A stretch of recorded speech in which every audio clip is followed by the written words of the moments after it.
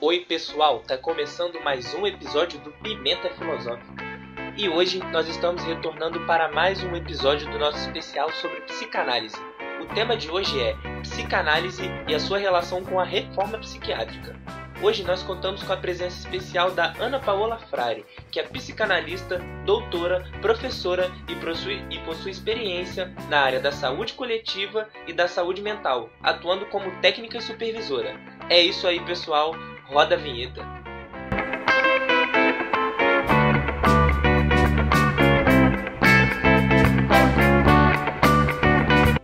Oi pessoal, tá começando mais um episódio do nosso especial sobre psicanálise.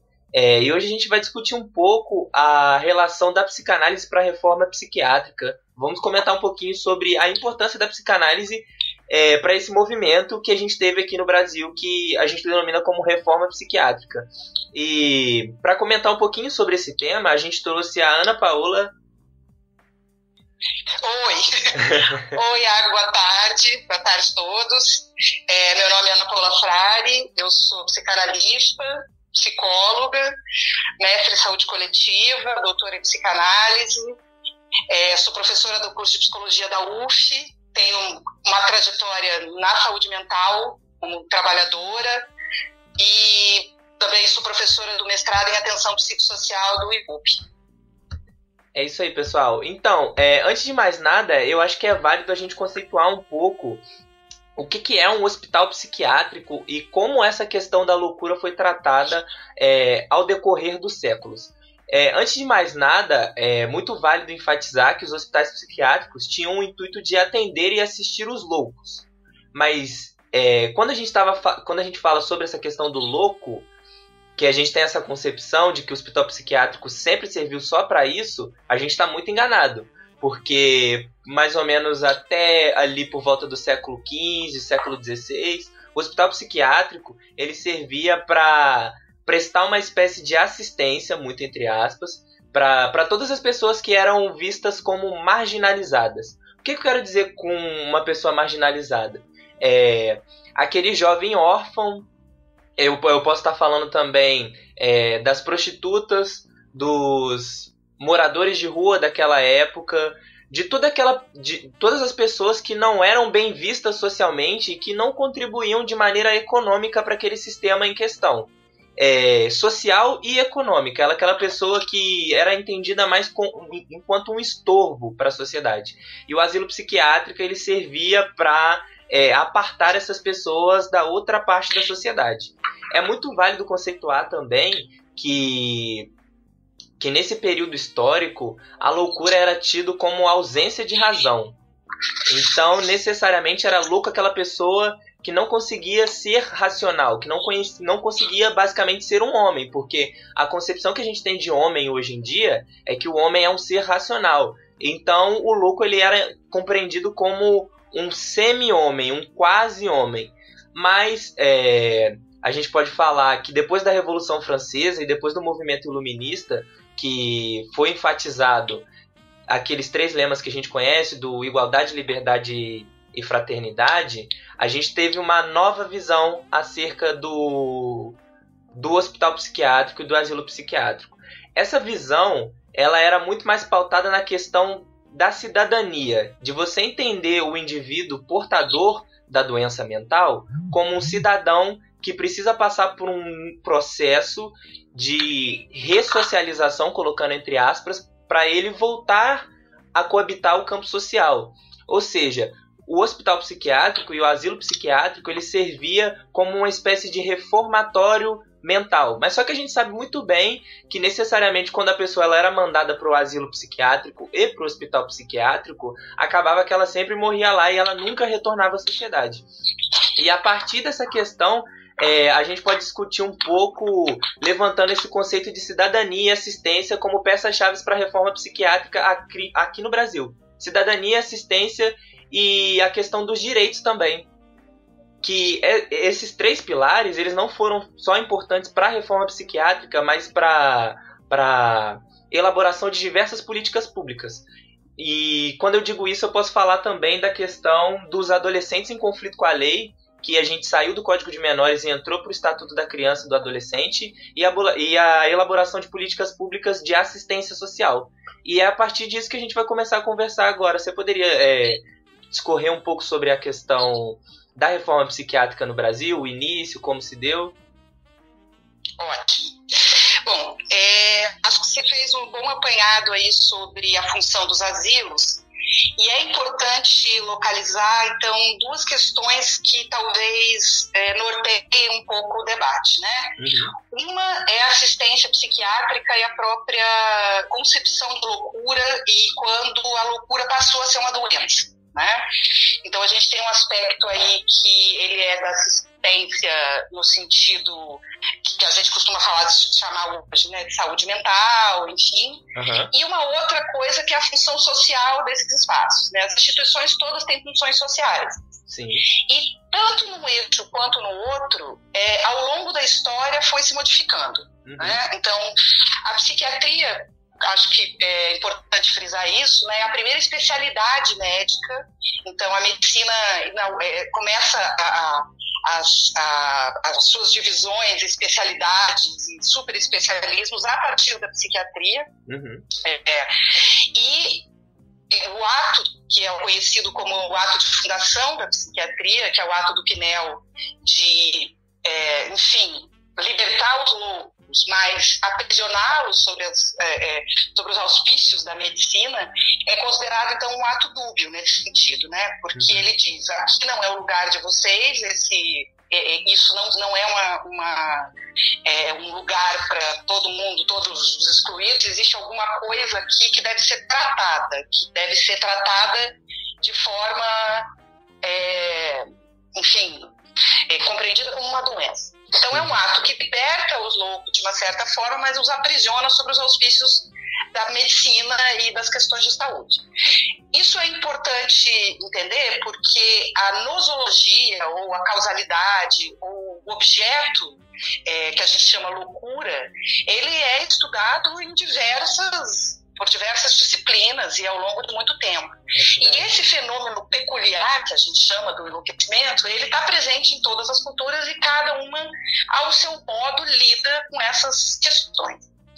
Bom, nesse sentido, a gente tem dentro da psiquiatria diferentes movimentos e compreensões, e é importante dizer, então, que a reforma psiquiátrica, ela, na verdade, ela não é uma novidade. A psiquiatria ela foi se reformando ao longo do tempo, o tempo inteiro, né? Uhum. Então, chamar de reforma psiquiátrica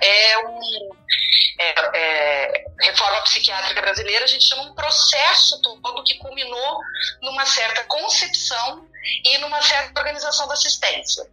Mas a psiquiatria sempre esteve reformada, e aí a gente pode falar dos movimentos, inclusive antipsiquiátricos, né, com psiquiatras participando dos movimentos antipsiquiátricos, enfim, que aí depois eu vou fazer uma distinção entre a luta antimanicomial e a antipsiquiatria.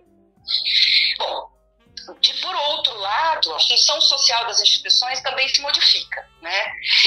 Quando a gente fala do manicômio, tem uma tendência a homogeneizar sempre como o manicômio é o lugar onde se excluíam as pessoas.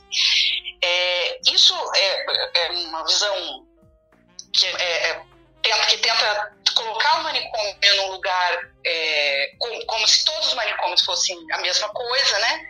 Mas a gente tem que lembrar dessas diferenças de função social e daquilo que se colocava como projetos terapêuticos dentro dessas instituições. Por que eu estou falando isso? Assim? Porque em compreender que o manicômio é um lugar de exclusão, retira a função social do manicômio. O manicômio está incluído numa lógica social. Uhum. E é essa lógica social que coloca o manicômio num lugar ou no outro que a gente tem que compreender para compreender qual é a função social do manicômio. Uhum.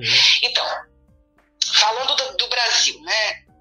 Aqui as primeiras instituições asilares surgiram ainda na época do Império, enfim, e rapidamente a gente tinha o primeiro manicômio foi aqui na Praia Vermelha, no Rio de Janeiro, E rapidamente, o chamado Pedro II, o Hospital Geral de Alienados, enfim, é uma história bastante complexa, mas é importante localizar na história brasileira, assim, que rapidamente os manicômios eram fundados e eles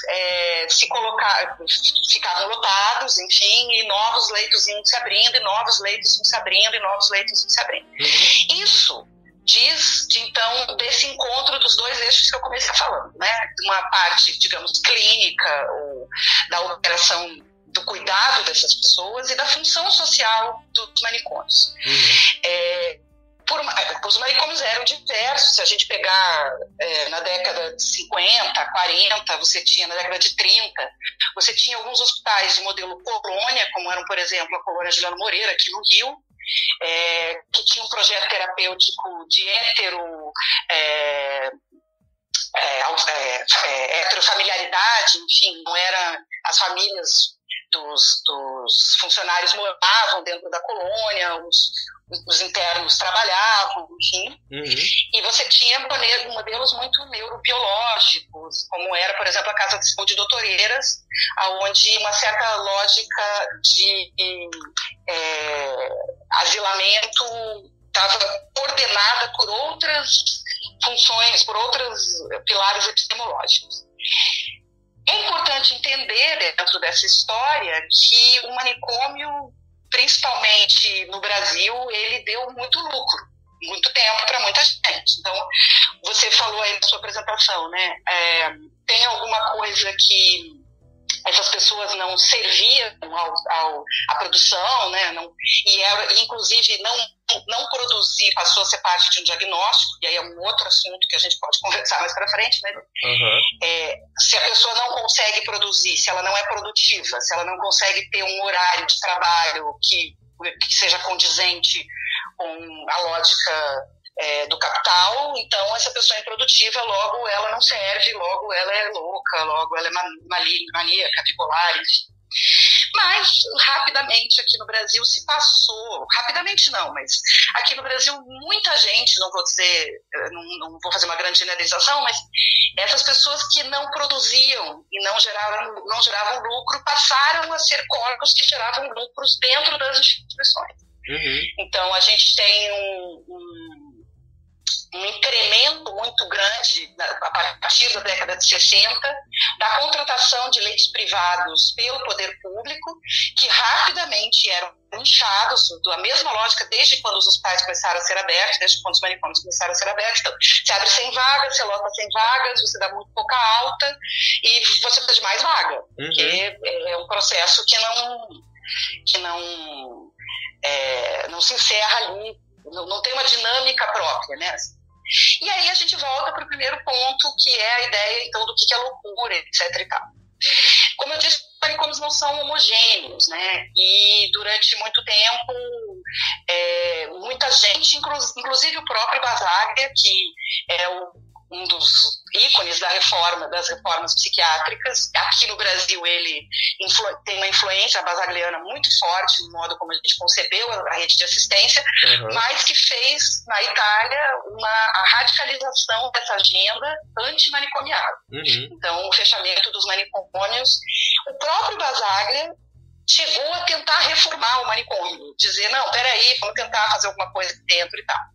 Mas a iatrogenia que os manicômios produzem, essa sim independe um pouco dos projetos terapêuticos. E aí a gente pode dizer que, de uma forma geral, os manicômios que se pretendiam tratar e curar os loucos, eles não conseguiam atingir esse objetivo, uma vez que não se dava alta.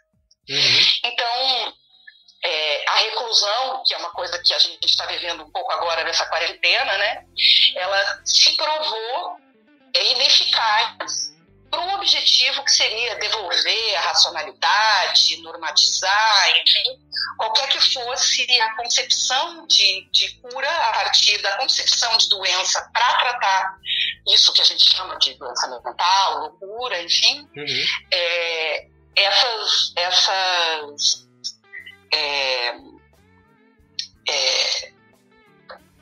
essas concepções, enfim, ficam provadas que são muito pouco eficazes. Então, você tem várias pessoas que começam a estudar o que acontece dentro desses espaços, que eles cronificam os doentes ao invés de... Então, as perguntas passam a ser outras, né?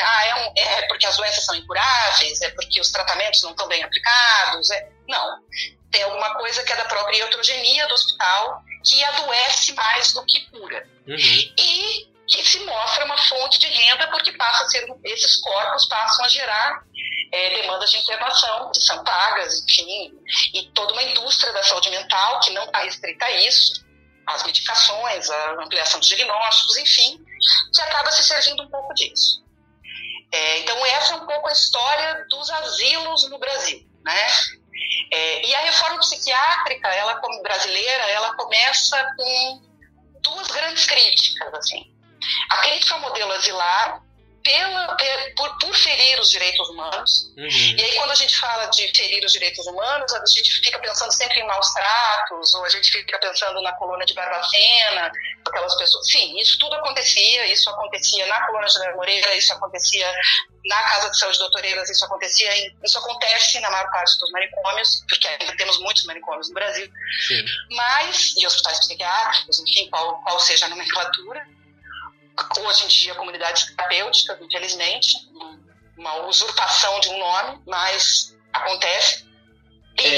Mas a viola... Desculpa, tchau. Não, só te cortando um pouco, eu queria puxar muito essa questão da comunidade terapêutica, porque quando eu estava elaborando o roteiro, eu vi que uma das primeiras investidas da psicanálise em tentar compreender a questão do asilo psiquiátrico e do hospital psiquiátrico foi usar a escuta psicanalítica para tentar interpretar e entender o que estava se passando ali dentro da instituição e por aquele sujeito que habitava aquela instituição também. E, tipo assim, eu achei interessante essa primeira tentativa de fazer uma reforma. Essa tentativa ela surge muito também na França, né? Não é uma coisa só... porque o Brasil ele se inspira em 3 grandes movimentos. A psiquiatria de setor norte-americana, a psicoterapia institucional francesa e a revolução psiquiátrica brasiliana. E a ideia da psicanálise institucional, ou da psicanálise que colocava a instituição em análise, não só os sujeitos, enfim, ela tem um grande valor e ela serve para muitas instituições no Brasil. Assim, análise institucional e várias outras modalidades que daí derivam, que bebem na fonte da psicanálise, tem um trabalho importante nisso. Mas, como eu estava falando sobre a coisa da violação dos direitos humanos, por exemplo,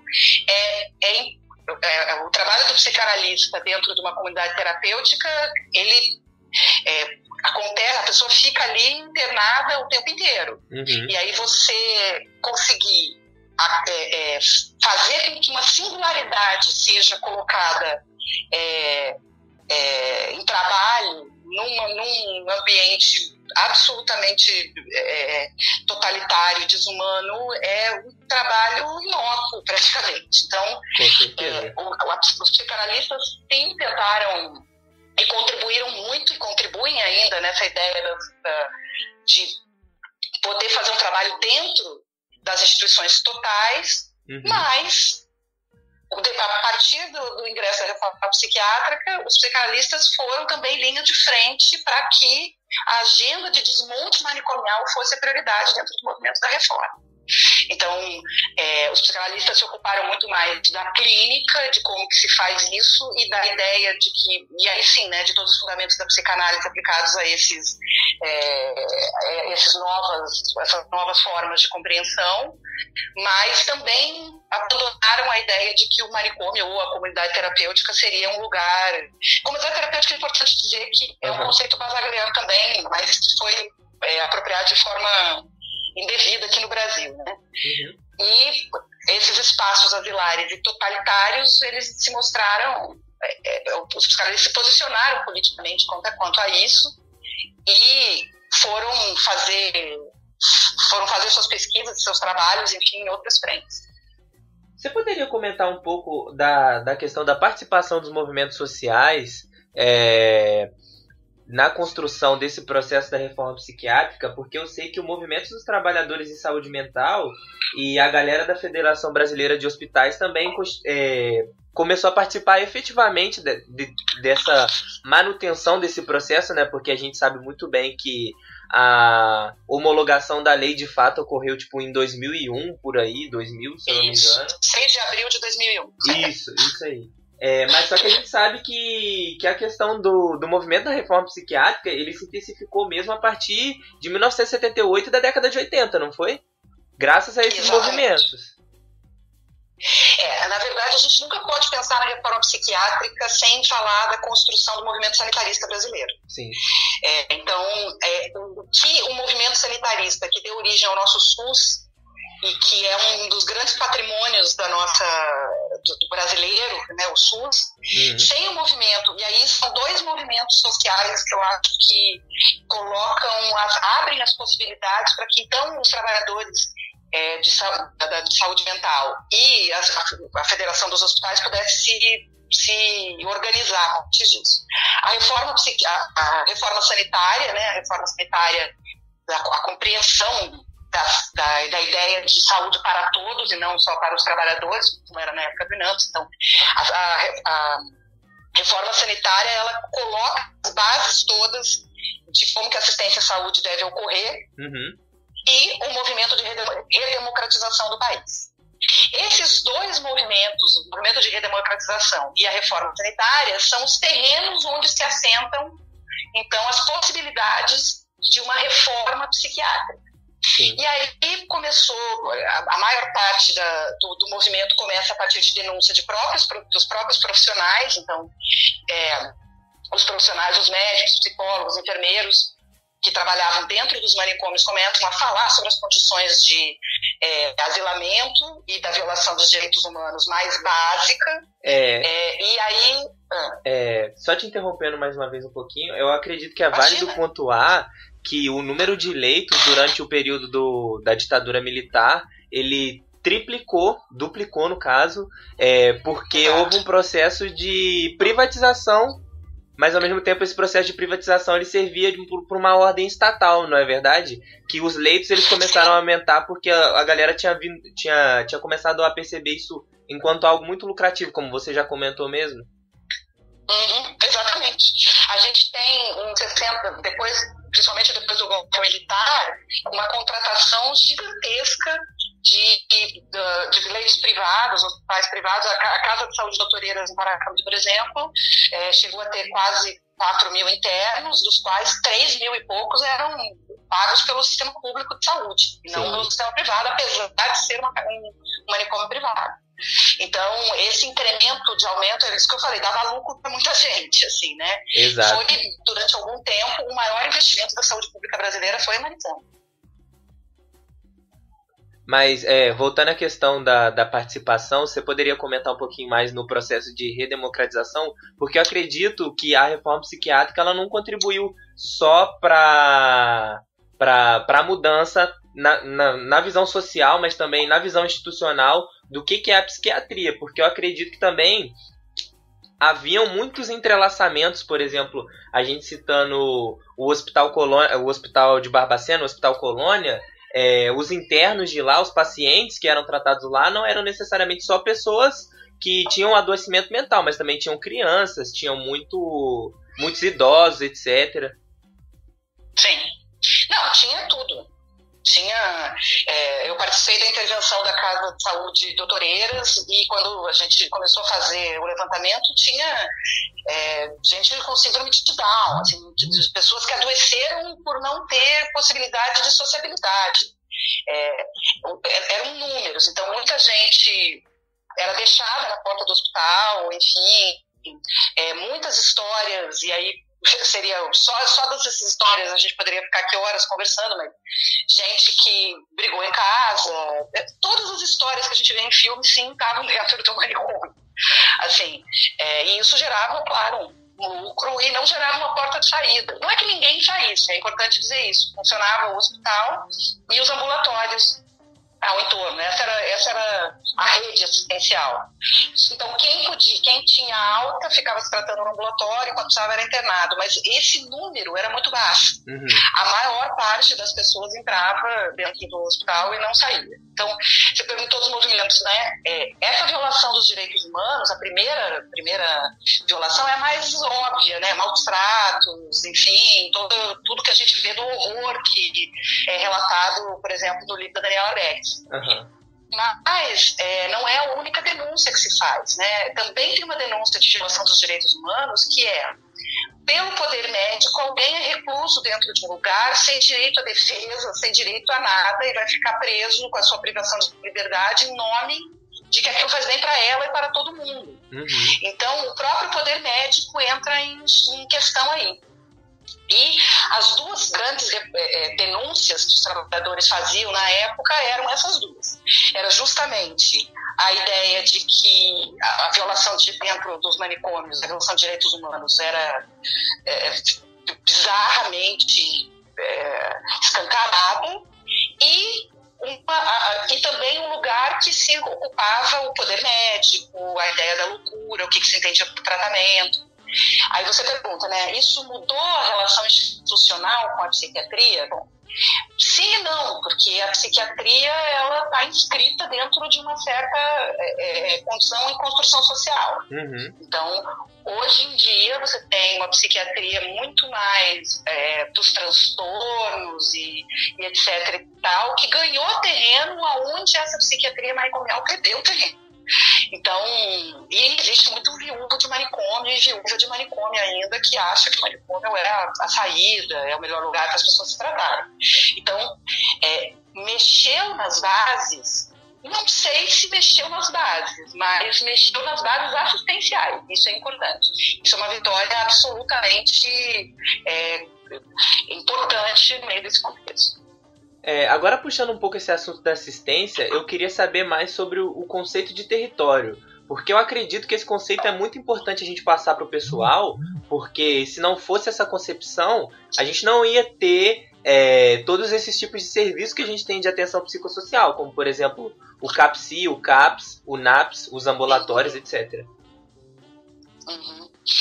A ideia do território, na verdade, ela surge com também a reforma sanitária, né? Uhum. É claro que ela entra de uma outra forma, então, a regionalização, então a ideia da saúde da família, por exemplo, de conhecer o bairro onde a pessoa mora, de entender os territórios não só geográficos, mas os territórios subjetivos dessa pessoa. Uhum. Isso é absolutamente importante para se fazer saúde de qualquer maneira, né?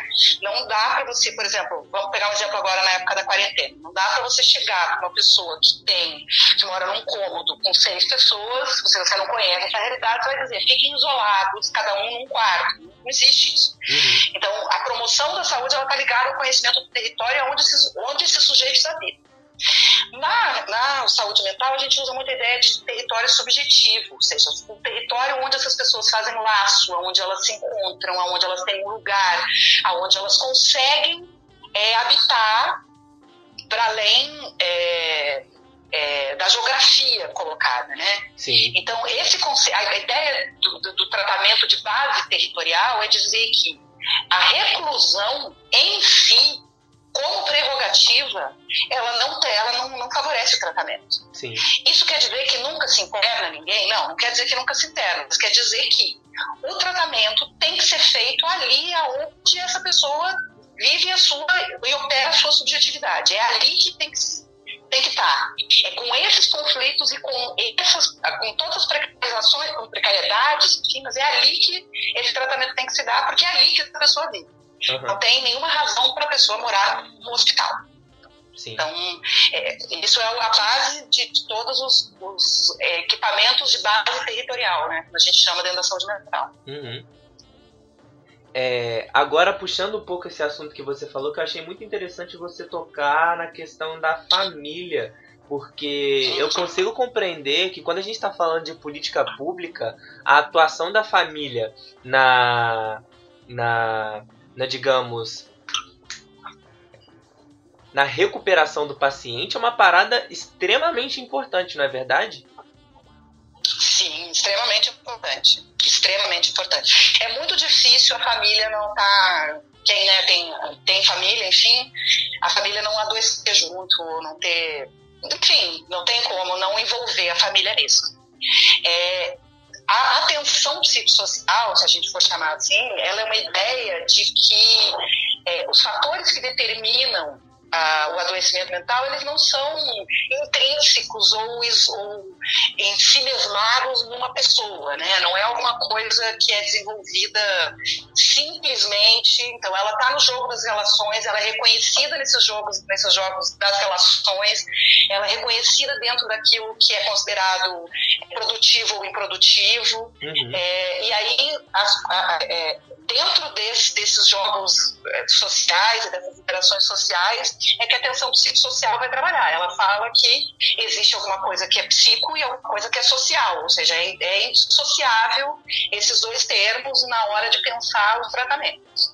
Dentro dos serviços, o CAPS, o Centro de Atenção Psicossocial, que aí a gente tem as suas duas versões, o CAPSI, que é para a infância, sim, o CAPS-AD para álcool e outras drogas, e o CAPS, que é o Centro de Atenção Psicossocial.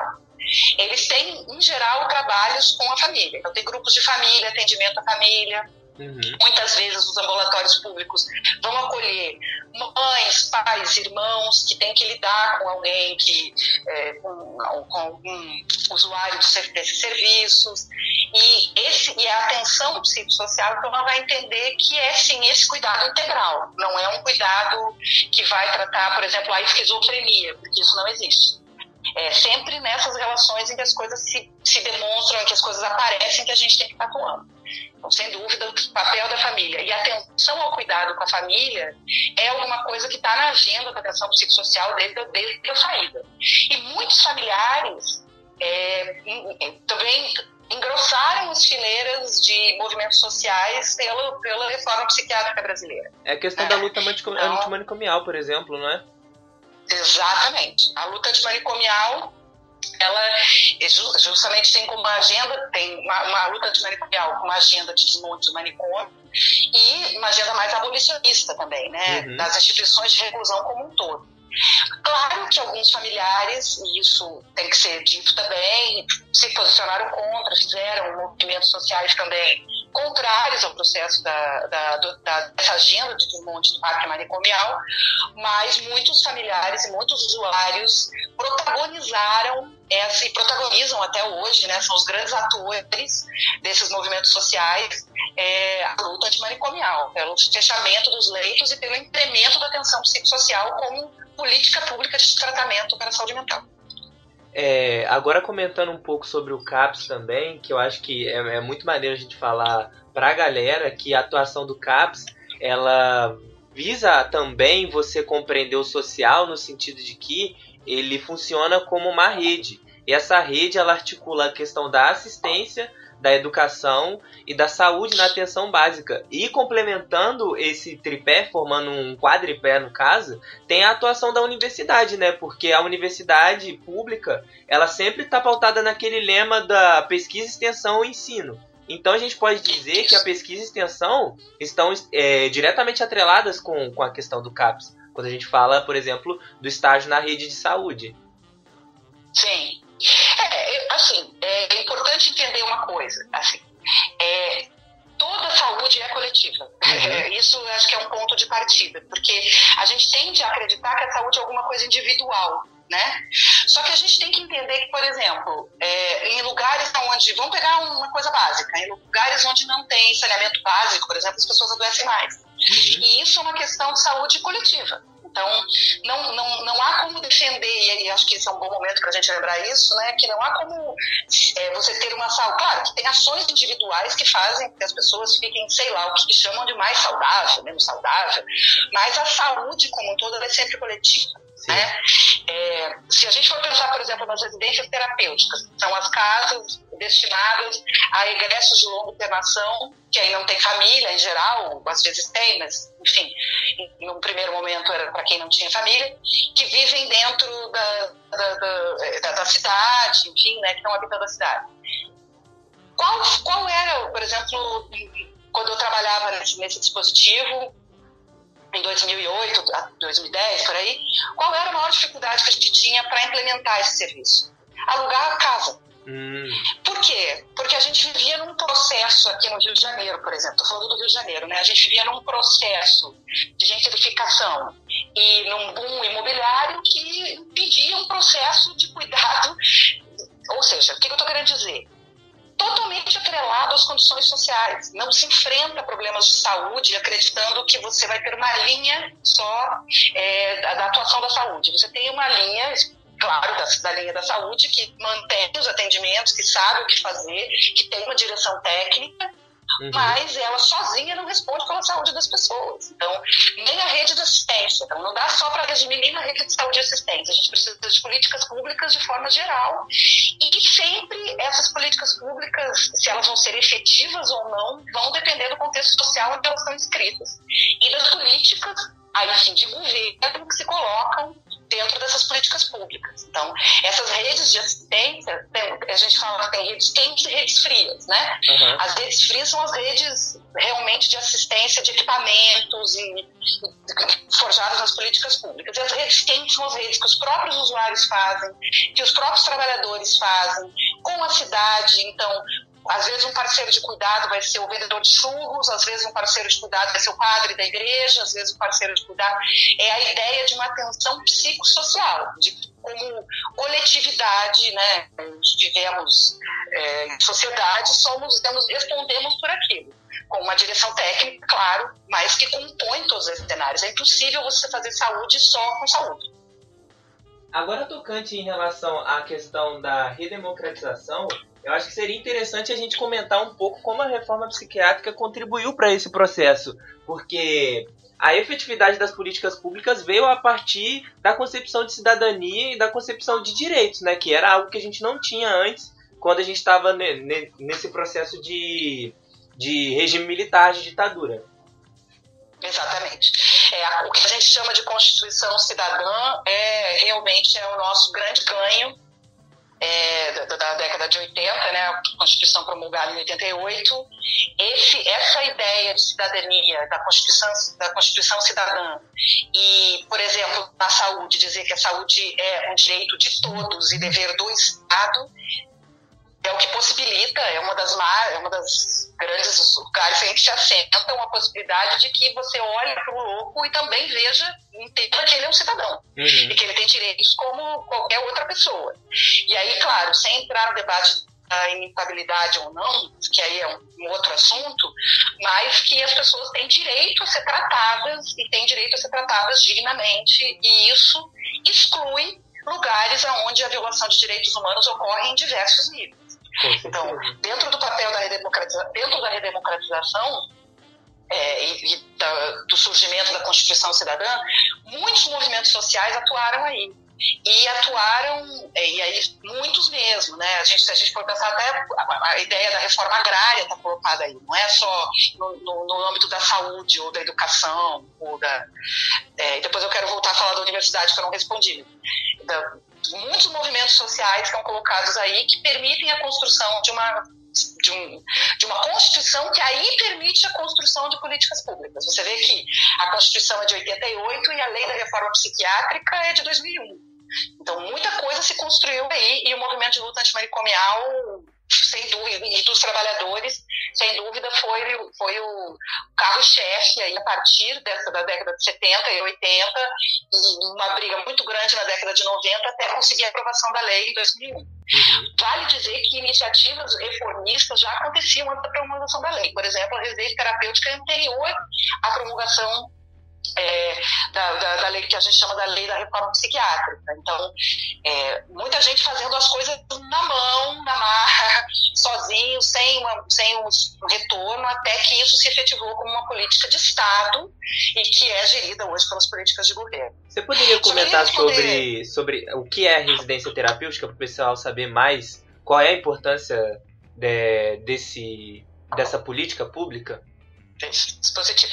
Bom, a residência terapêutica, ela é uma casa que, em geral, fica na comunidade. Não é uma invenção brasileira, mas ela tem um acento, um sotaque muito brasileiro, como ela se colocou aqui no Brasil. Mas, em geral, é uma casa em que... Aí tem uma história, né? Quando surgiu, ela surgiu muito para acolher, porque o que acontece?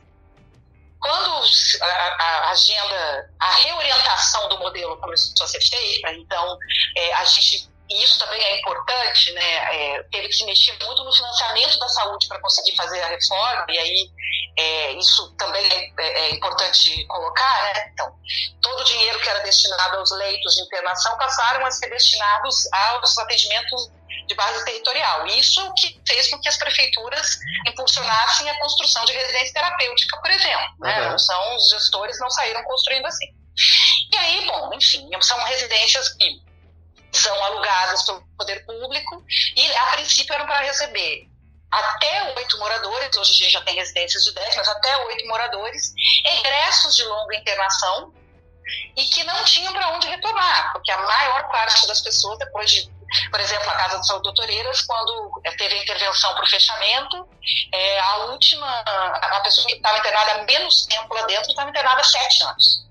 E a que estava internada há mais tempo estava internada há mais de 50 anos. Então, os laços familiares totalmente esgarçados. A gente conseguiu fazer muito retorno familiar, sim, mas quando não tinha essa possibilidade, então as residências terapêuticas acolhiam esses moradores. Vou dar um exemplo da pré-história. Na colônia Gibano Moreira, muitas casas de funcionários eram, então, desalojadas, né? Assim, os funcionários não usavam mais aquelas casas e eram destinadas a pacientes que as pessoas consideravam que tinham que morar na cidade, que não tinham mais que estar ali. Então, essas casas, elas são acompanhadas por uma figura que a gente chama de cuidador, e a quantidade de horas de cuidado e o número de cuidadores vai depender da autonomia ou não dos moradores daquela casa. Então, você vai ter residências terapêuticas em que realmente os moradores, né, os usuários da rede de saúde mental moram e têm visitas de cuidador 4 horas por dia, e tem outras que você vai ter plantões 24 horas com 2 pessoas, porque vai depender muito da gravidade e da necessidade. Então, isso é um ponto importante da clínica dentro da reforma psiquiátrica, assim. Você tem um para todos, que é, né, a política pública, e que e isso também é oriundo do SUS, é uma das vertentes do SUS, e você consegue singularizar o atendimento para aquela pessoa, o que aquelas pessoas precisam. Precisam de cuidado 24 horas. Não, precisam de cuidados 4 horas. E aí, essas pessoas vivem, trabalham, fazem o que tem que fazer e são cuidadas por essa figura do cuidador. Isso é uma residência terapêutica. Não sei se eu respondi. Não, respondeu. Eu queria que você voltasse um pouco na questão da luta antimanicomial e relatasse, assim, os processos mais importantes, porque eu acredito que hoje em dia a gente tem muito pouco contato ainda com a galera da luta antimanicomial e a gente tem pouca noção da importância disso para a gente compreender a psicologia enquanto um todo, enquanto uma totalidade que pensa a relação do sujeito, do psíquico, com o social. O movimento de luta antimanicomial, ele segue firme e forte, assim, né?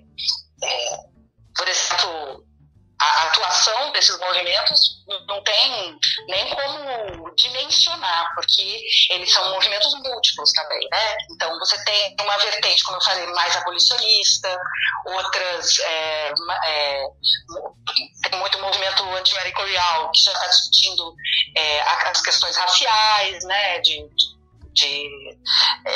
racismo estrutural e como isso se coloca no acesso à população negra aos serviços de saúde. Então, a importância desses movimentos, eu acho que é poder localizar, por exemplo, o estudante de psicologia naquilo que ele se coloca a serviço.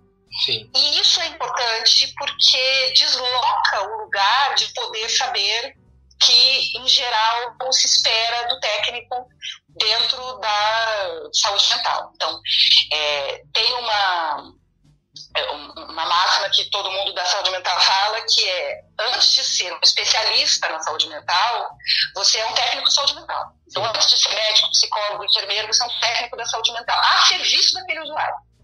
E conhecer as demandas e as lutas daquele usuário, enfim, é parte fundamental do seu trabalho. Depois vem então, a sua especialidade. Então eu sou psicóloga, eu sou psicanalista que trabalha na saúde mental. Eu sou assistente social que trabalha na saúde mental.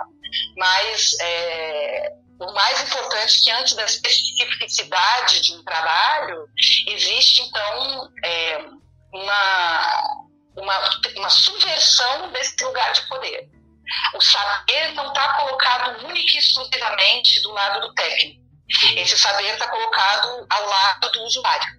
E a primeira tarefa, e nesse sentido a psicanálise contribui muito nessa lógica, digamos assim, de como se operam os saberes nesse lugar, é poder entender que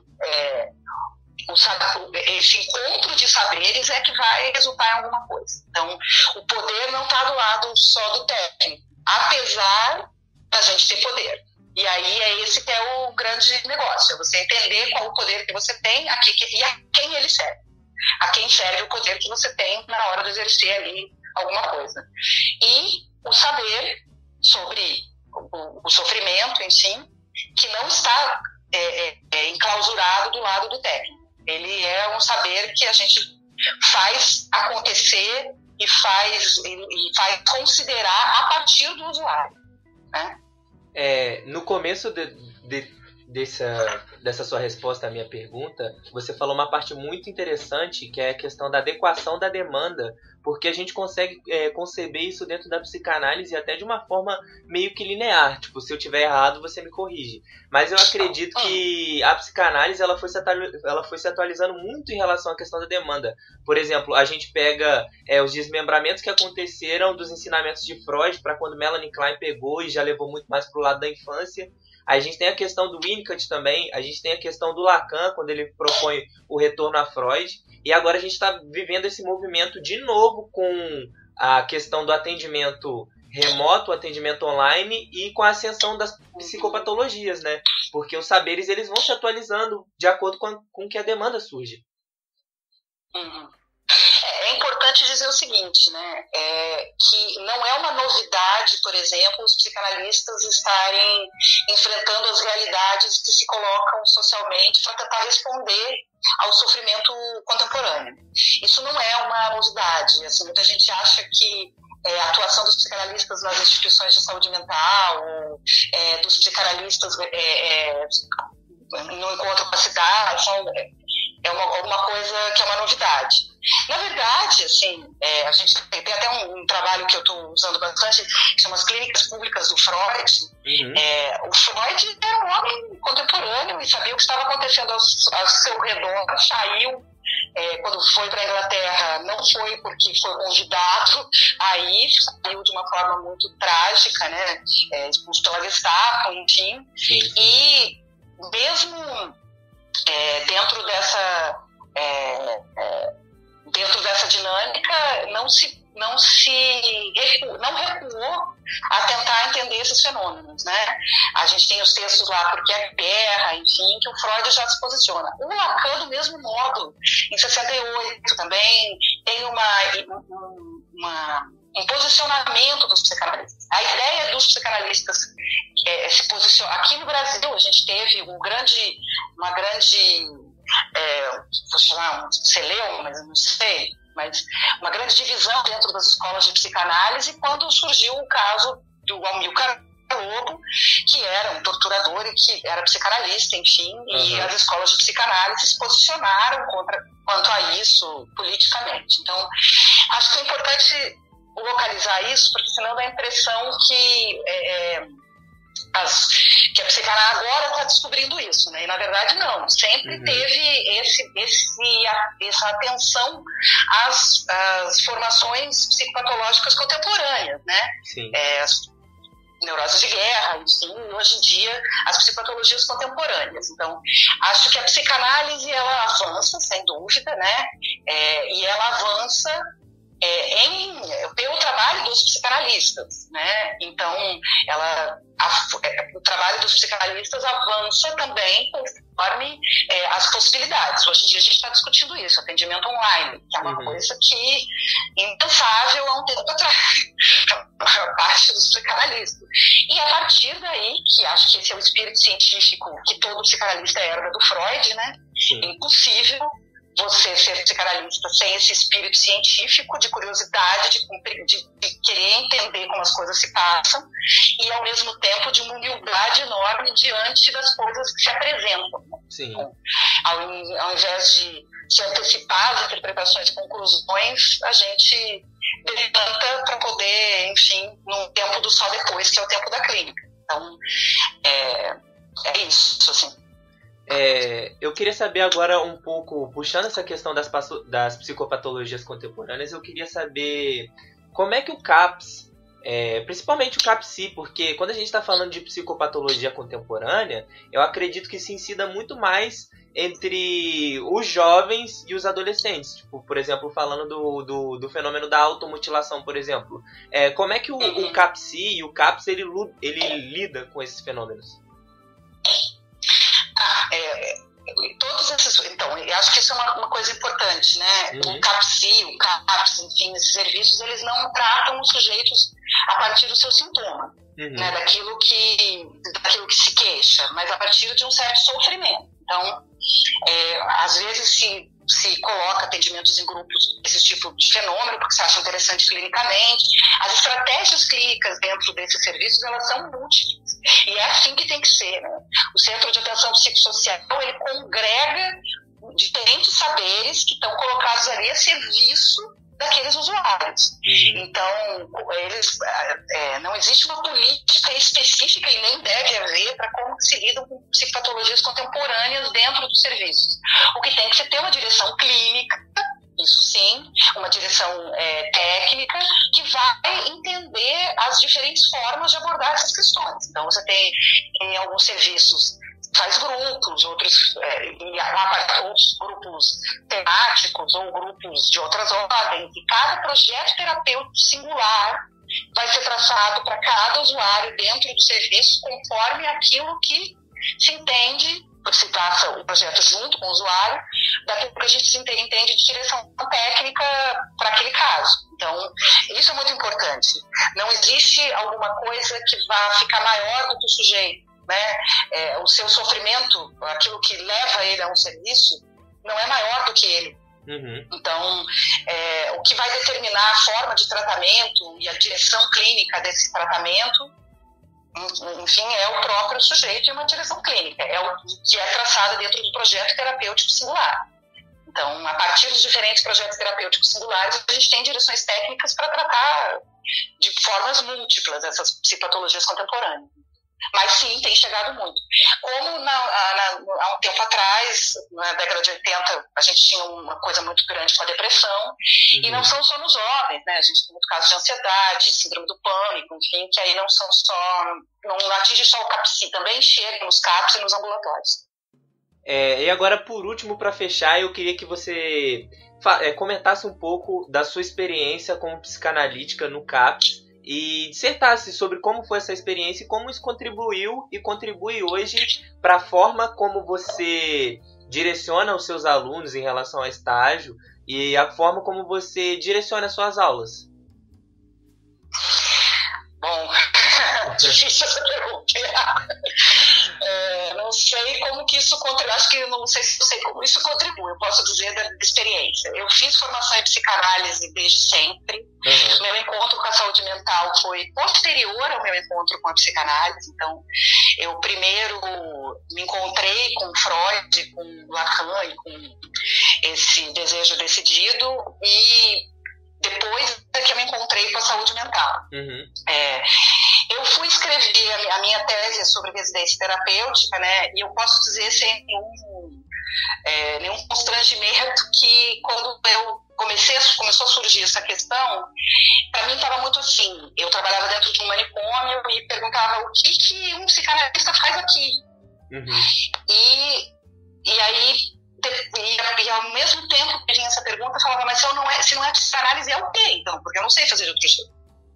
E aí, bom, né, a gente começa a dialogar com outros saberes também e tal. E a pergunta, o que faz um psicanalista aqui, ela vem reafirmada sempre a partir de uma ética, de uma formação, de um desejo. Então, o encontro com a saúde mental me colocou muito mais próximo de uma coisa que hoje eu reconheço como uma verdadeira escola, que é a escola da psicose. Uhum. É como que a escola da psicose me colocou em trabalho para, inclusive, pensar a clínica das neuroses do meu consultório, enfim, aquela clínica mais standard, mais típica do que a gente tem no Brasil de compreensão da psicanálise, né? Então, é importante dizer que nem todos os movimentos de reforma ou de saúde mental no mundo têm a presença de psicanalistas. E aqui no Brasil é uma presença muito forte. Sim. A gente tem uma produção científica muito grande nessa área, e tem experiências muito exitosas. Então, eu acho que o encontro, e aí como que isso reflete no meu trabalho hoje, né? Isso refletiu, a psicanálise sempre me orientou como uma posição ética no meu trabalho, dentro da saúde mental, como supervisora de serviço, como coordenadora da residência multiprofissional, como técnica do serviço, enfim, todos os cargos aí que eu ocupei, todas as funções que eu desenvolvi no âmbito da saúde mental. E dentro do meu trabalho ali como supervisora, como pesquisadora hoje da rede, é um trabalho da psicanálise, é um trabalho de saúde mental orientado pela psicanálise. Então, o que se coloca ali é a clínica como uma bússola da ação do psicanalista dentro do encontro com o sujeito, porque isso talvez seja uma contribuição da psicanálise bastante valiosa, né? A gente não trata de sujeito que se corta, sujeito que faz uso abusivo. A gente trata de sujeito do inconsciente, nas suas diferentes manifestações. E o lugar onde o psicanalista vai responder como psicanalista é um lugar que está orientado pela ética do bem dizer e pelo desejo do analista, que é parte da sua formação e da sua autorização do seu processo de formação. Então, acho que muito tem se construído a partir do Brasil, principalmente, né, cientificamente, a partir desse encontro da psicanálise com esse campo, né, e dos psicanalistas. Nós temos hoje inúmeros psicanalistas fazendo trabalhos importantíssimos nessa área. E eu, enfim, tento dar minha singelíssima contribuição, né? Não sei se respondi, mas eu acho que é um pouco por aí. Não, sim, você respondeu. É isso aí, pessoal. A gente está ficando por aqui hoje. Eu gostaria de agradecer muito a presença da Ana Paola aqui. Ana Paola, você tem mais alguma coisa para falar? Quer deixar algum recado pro pessoal, alguma coisa assim? Eu queria agradecer a oportunidade. Eu acho que tem muita coisa que não dá para a gente desenvolver muito bem, né? Então eu peço desculpas pelos conceitos às vezes muito jogados, um pouco aprofundados e às vezes mal articulados, mas acho que a ideia, como você me falou, era um bate-papo, né? E a gente teve uma boa conversa. Sim, a gente cumpriu muito bem o nosso papel. Eu queria agradecer mais uma vez a sua participação aqui. Queria agradecer a cada pessoa que está ouvindo. E eu também queria dizer que semana que vem a gente vai voltar para mais um episódio desse especial que está ficando muito bom, pessoal. É isso aí, valeu, tchau, tchau. Tchau.